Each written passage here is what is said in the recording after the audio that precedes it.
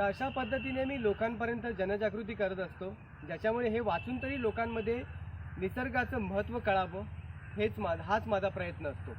Cameraman सेल्फीसोबत Shankar सुतार, निसर्ग माझा. जय हिंद, जय महाराष्ट्र.